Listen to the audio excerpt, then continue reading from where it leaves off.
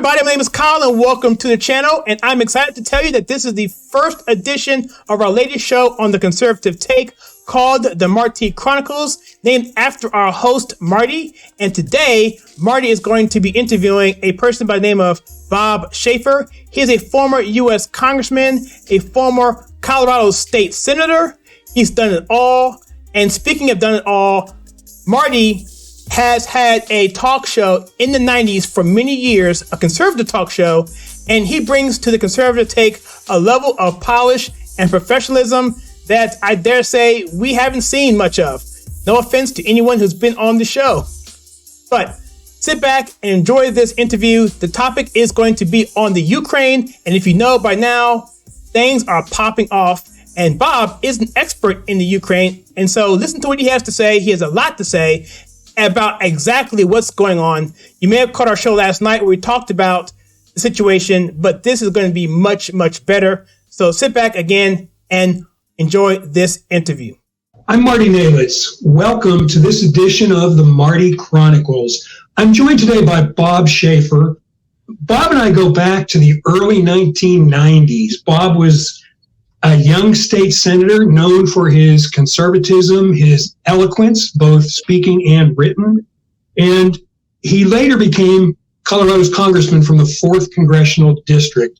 After he got tired of politics, he went a totally different direction and became first the principal and now the headmaster of a wildly successfully performing charter school in northern Colorado. And if that wasn't enough, he became a grandpa. Bob, it is great to see you and great to talk with you again. How are you doing? I'm doing great, Marty. Great to see you as well. Yeah. Listen, thank you for joining us. It's fortuitous at this particular time. When you were in Congress, you were the co-chair of the Congressional Ukrainian Caucus. So obviously that area of the world, you've got a lot of experience at it. You've dealt with it firsthand. So let's just sort of open things up right there. What's going on in the Ukraine right now? It is a hot war. It is the kind of warfare that the world has not seen for decades now, and it is an extension of a ongoing, longstanding philosophical desire for Vladimir Putin and his class of oligarch friendships to restore Russia to its, as he said, and he said this in 2004, to restore Russia to its greatest territorial expanse. And so Ukraine is central and key to this. I mean, Ukraine is economically valuable. It is strategic in terms of its geopolitical setting in a variety of ways. So this is a big asset that is necessary for Putin and his Kremlin cronies to achieve that goal of reestablishing Russia to its greatest territorial expanse. And Russia's greatest territorial expanse goes back to the late 1800s, by the way, and it includes Poland and Romania and Bulgaria, Hungary, and remember, even of course after World War II, half of Germany. So that's just on the west side. When he has the same ambitions for the Arctic, he's got the same ambitions for in terms of open seas and the ice cap. But these ambitions also go into the Middle East and further east as well into eastern countries. So this is what is occurring is certainly violent in terms of a world powerful military invading a country that is not particularly powerful, Ukraine, but it's a big staging. If you think of Ukraine as a strategic staging opportunity for Russia to reassemble itself and project itself and reassert itself as a world power, that's what's at stake here. That's what's occurring. You referred to this as a hot war. What does that mean? Well, as of today in Ukraine, which was they're 9 hours ahead of us, there's a full-scale invasion that is taking place throughout almost the entire country, and so Russia has invaded Ukraine from the south, operating out of its bases in the Crimean Peninsula and its sea fleet that is in the Black Sea. There have been cruise missiles that have been launched, presumably from the Black Sea, so that's south going north. There are air assaults, land assaults that have taken place in Odessa and moving northward from the Black Sea. So that's on the southern part. You've all heard, everybody's heard about the 250,000 troops that have been stationed on Ukraine's border over the last month or so. Those are mostly in the east of Ukraine, and so those troops are now moving into the Donbass region, the cities of Kharkiv and Donetsk, and Mariupol is another one. City that I've heard has been taken and infiltrated now. And then from the north, there are two things that are occurring. There have been Russian soldiers that have been garrisoned there, but Russia's partnership with Belarus, that's north of Ukraine, Belarus is essentially a proxy state for Moscow and has been for years. So Russian troops have crossed the border into Ukraine there, and so have Belarusian troops. In fact, this morning there was an attack helicopter that was downed, and it was a Russian-designed, Russian-trained pilots, but it was was flagged, had the Belarusian symbol on the side that it's part of the Belarusian Air Force or Army. I'm not sure. It had a big. To us, it looks like a V. That's pronounced B, and as a B in Ukraine, and so in Cyrillic. So that is an indicator of a Belarusian asset. And so you've got Belarusian troops and Russian troops both moving in from the north. So Ukraine is being compressed on three sides. Ukraine's Air Force is good and is proficient, but it can't match the Russian Air Force that is now launching missiles, bombs, and firing on positions in throughout Ukraine. I've got a friend in Kiev, the capital city, and he just emailed me about 10 minutes ago and said the situation's really tense. He's got a train, he and his wife, to get out of Kiev at 5 o'clock tomorrow. He said he does not believe the city's going to stand that long. So that's the capital city. So the point is that we have heard for a month or so that the area of interest and conflict was the Donbass, which is the eastern, just an eastern section of Ukraine, a big section of eastern Ukraine, along Russia's western border. But now we see the attacks are interior, and they are seem to be surrounding the capital city of Kyiv. Bob, with what you know about the militaries involved, how long does this conflict last? You referred to it as a hot war, an actual all-out war. How long do you see this lasting? Well, I don't know. I do know this, that President Zelensky, who is no great leader, by the way, President Zelensky of Ukraine has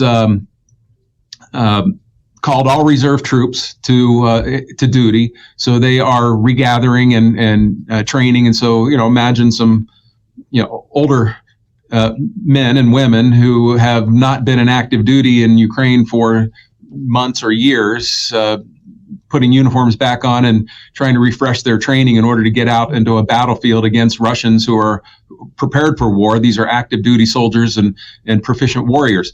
So that has occurred. He has also called up all able-bodied men throughout Ukraine to report for duty and suit up. So you have a nationwide conscription that is occurring. That sounds harsh by American standards, but I think in Ukraine, you're going to find, or we're going to see, that the Ukrainian people are going to take their attitude about foreign oppression is part of their culture and DNA. I mean, Ukrainian, the word means borderland, or to think of it as contested land. And it is because that is the long history of Ukraine. So, these Ukrainians have, when they read their history books and their grandparents tell stories to the grandkids sitting on their knees, it is a story about being outnumbered, overwhelmed, invaded, and surviving. So that is the psyche and the ethos of the Ukrainian people. So the point of that is that what the Russians may not be prepared for, because the Russians have a similar ethos, and that is you're going to see women and grandmothers taking up pitchforks and baseball bats and whatever they can get their hands on, and they will go up against armed, trained Russian warriors and trained killers, and they'll sacrifice themselves. They will die by the thousands, if not millions, in order to preserve their homeland, because for them there is no surrender. And so it will become a war of either starving them, cutting off resources and supplies, cutting off water, cutting off electricity, and so on, in order to try to subdue the Ukrainian people. But from their farms and from their dachas and their wherever they happen to be, I believe that what the world is going to be impressed with and surprised by is that very few Ukrainians will surrender. They will fight to the death. We've seen this before. I mean, not you and I particularly, but historically, the same type of thing with Polish peasants and farmers when Germany invaded with their blitzkrieg, standing up with pitchforks and hoes and things like that, just rather than just lay down and surrender. So right. It wouldn't surprise me. You talked a minute ago about resources, and I think it's fair to say, and correct me if I'm wrong, but I think it's fair to say that in many ways Ukraine is rich in many resources, agriculturally and otherwise. Is that correct? Yeah, and that's what makes us such an attractive prize for Russia now, but the Germans during Second World War, and the Soviets after occupation in 1918, and for generations, for decades and centuries, this has been the case. So on that count, I mean, first of all, Ukraine is huge. If you take a footprint of Ukraine and lay it over Europe, it pretty much covers Europe. It's bigger than France. It's a gigantic territory. And so when we talk about assets that are parts of Ukraine that have already been pried away from the country by the dictator Vladimir Putin, I'm talking about Crimea and now these two areas of the Donbass. I mean, imagine territories of the United States the size of Texas being pried away. And that would be a pretty fair equivalent. So we're not talking about little areas. We're talking about massive parts of that land. Anyway, so Ukraine is huge. It is, though, if you look at its location on the map, you can just see instantly, even if you have no real depth or background in terms of trade or military advantages and so on. You can just see that it is right. It is in a sweet spot of Eastern Europe. Touches on the Black Sea and the Kerch Sea. Is that the Kerch Strait? The Kerch Strait goes to that Sea of Azov. It has seaports and access to all the trade routes necessary, whether that's overland or whether that is by sea or even by air. It is just has a strategic location that makes it very, very attractive for a country like Russia, certainly, but also for just the safety and security of Europe and world stability. But the soil, you mentioned agriculture. So yeah, you can go almost anywhere in Ukraine, scratch the soil, and you will find this black soil that is just rich in nutrients from, this goes back to pre-ice age. The glaciers stopped over Ukraine and deposited a very deep level of very nutrient soil, which is the envy of the world. So you don't have to work very hard to put seeds in the ground and watch them turn into bountiful crops. And so this is why Ukraine is known as the breadbasket of the world, and why it was so important. I mean, during Soviet times, the Soviet Union under communism really produced no wealth. All Moscow did during the entirety of Soviet communism in the Soviet Union was rape wealth from the people of the Soviet Union, and Ukraine was the richest. So the ability for the Soviet Union to feed itself and sustain itself from an agricultural perspective was basically by stealing from Ukraine and starving farmers and landowners by the millions in order to help sustain the Soviet economy. And it didn't last. I mean, it couldn't last forever, but it lasted a long time. And that was thanks primarily to the asset of Ukraine being part of the Soviet Union. So that's just soil, but they've got it all. They've got timber, mining. They've got, in the eastern Ukraine, they've got an abundance of coal relatively close to the surface. They've got oil and gas. And you never hear about droughts in Ukraine. They've got rainfall and moisture, so that and a pretty well-educated populace as well. So for all of these reasons, you see Ukraine as a very valuable geopolitical asset. I saw something on one of the cable shows yesterday that they said that Russia has stockpiled, if you will, over $630 billion in gold and foreign currencies, over $500 billion. So Russians are famous for being chess players. And it sounds like this was a setup to be ready for the long haul. Is that fair, do you think, to say that? Yeah, probably. I mean, those assets are estimates, but there's intelligence behind it to try to arrive at that. I mean, look, Vladimir Putin is probably the wealthiest person in the world, and people don't really seem to have appreciated that over the years, and because he is a thug. He and his oligarch friends. I mean, when you think of the Russian economy, you basically have Putin and his oligarch friends, and his oligarch friends are not all isolated in Moscow and St. Petersburg. Sure. Some of them are in Ukraine, and some of them are spread across former Soviet republics and throughout the rest of the world. And so that is Putin's Russia. The rest of the Russian people are. I mean, it's a third world country. You go 20 miles out of Moscow and St. Petersburg. The rest of Russia is a veritable third world. And has been that way, for as long, for decades, for centuries, actually. And so, we got to think in terms of Russia versus the expansive Russian people, but they're almost two different entities entirely. Russia. Putin's strategy over the years has been to enrich himself and his oligarch friends. They view the rest of the Russian people as unsophisticated, uneducated rubes who are incapable of governing themselves. And they just don't have the self-governing traditions that our founding fathers gave us here in the United States. So they view themselves as a necessary elite for the security and sustenance of Russia as a country. And so from that worldview, from that perspective, enriching themselves is the way to be good leaders of the Russian people. So let's kind of bring this in a circle, if we might. You and I are in America. What should America be doing? What could America be doing about what's going on? Yeah, there's one other element that will help me answer that better.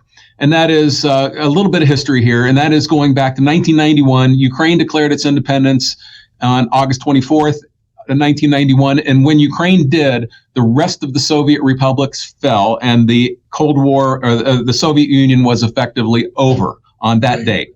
Now, the reason that is significant was because on that date, Ukraine became the third largest nuclear power on the planet.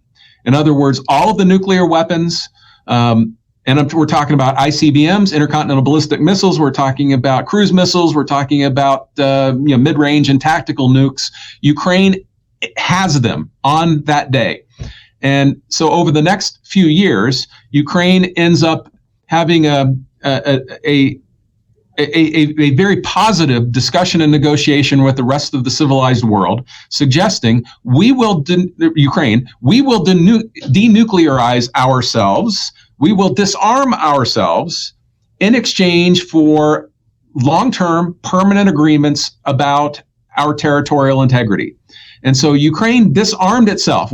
And on the other side of that table with doing the handshake was us, the United States of America, England, France, Germany, Hungary. This agreement took place in Budapest, and the Russians. All of these world powers agreed in exchange for reducing the world stockpile dramatically.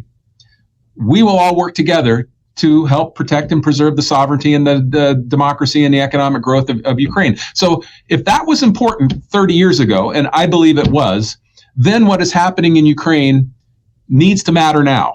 And if for those Americans who say, hey, this is another part of the world, we have no interest here, yeah, we actually do, because of our security interest in eliminating, and we're talking about thousands of nuclear devices, militarized nuclear devices that are no longer in existence. So that's the long history of this. And the only party that has broken its part of the agreement here is Vladimir Putin and the Russians. So now, what's the rest of the world to do?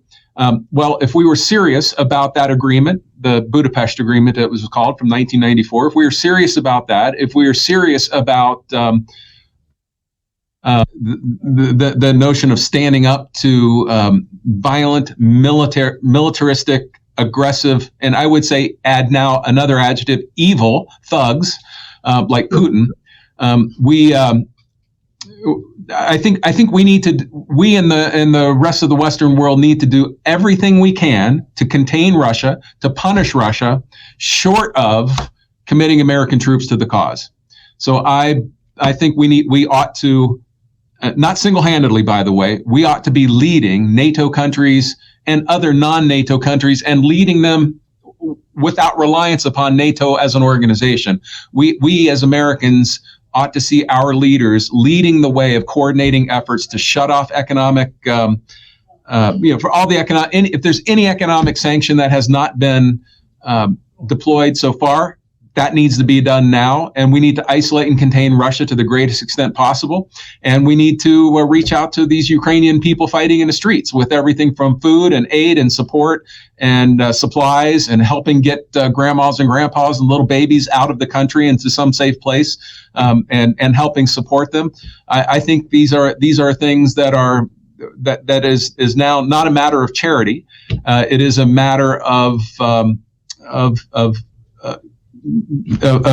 military strategy of supporting Ukraine that is being attacked and is in the war, supporting them so that they can fight their best fight. But this, I do not believe, is a fight that under our Constitution warrants Americans to be deployed by a commander in chief to risk their lives for somebody else's country.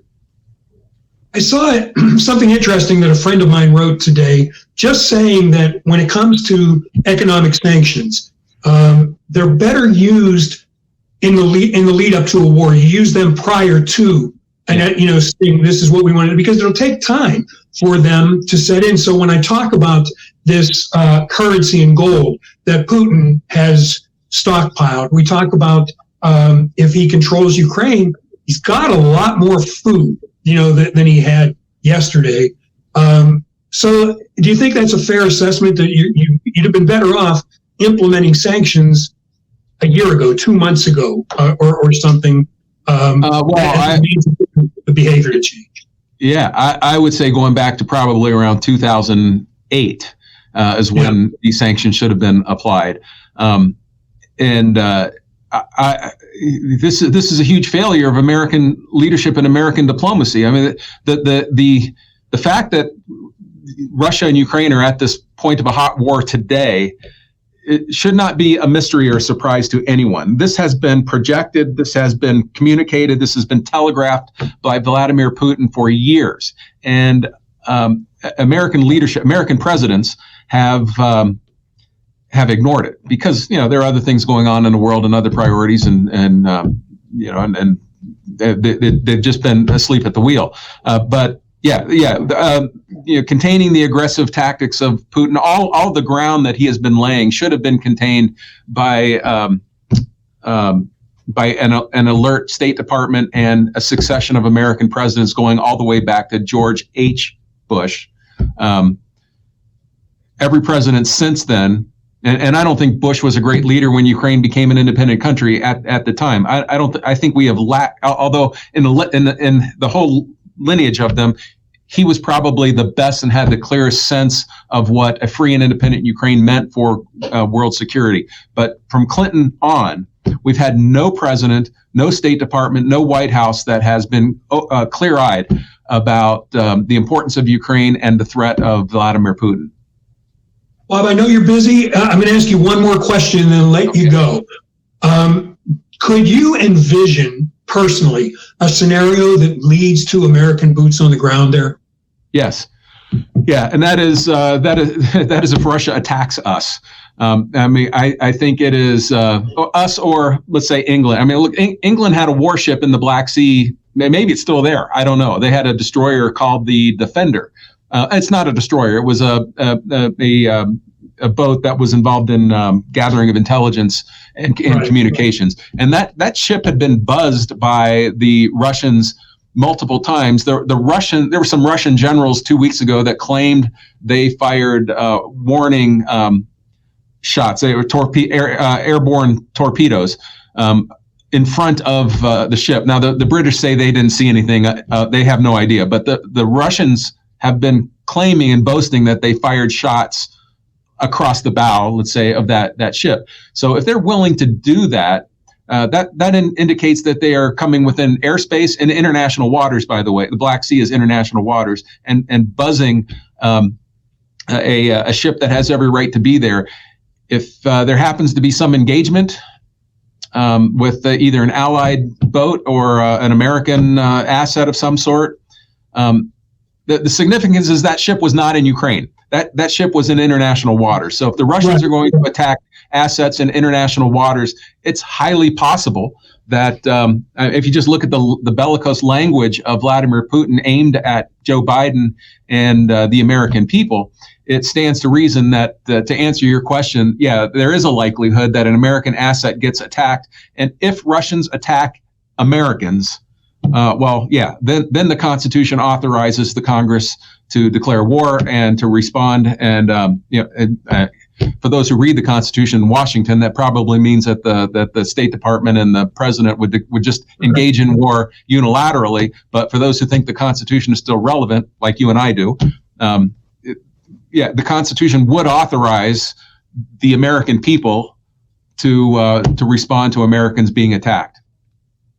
But in your thinking, this is the last question. In your thinking, if a month from today or 2 weeks from today, Ukraine is Russian soil, that whatever happens there, that will not justify. They haven't fired on us. They haven't done anything like that. They've dealt with the economic sanctions. In your thinking, that wouldn't justify sending American troops in. No. I do not think so. And my mother's a Ukrainian immigrant. I'm a son of Ukraine.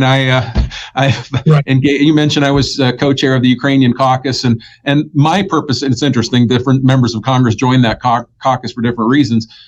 My interest was to promote American interest in Ukraine, not to promote Ukrainian interest in America. And although to the extent that they can be mutually beneficial, so be it. But my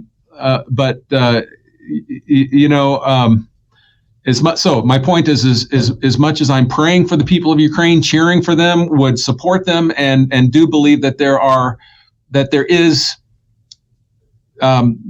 constitutional justification for the United States to support an ally as Ukraine is in war. It's a whole different matter altogether to contemplate putting boots on the ground. That means ordering American sons and daughters to go risk their lives for a different country. That is a different standard. Right. Bob Schaffer, I'm going to let you go. Former Congressman Bob Schaffer, today headmaster, am I saying that right, of Liberty Common High School in Northern Colorado. Yes. It's always great talking to you, Bob. Look forward to seeing you. Yeah, it's great to be on here with you, to see you again, and great being with you.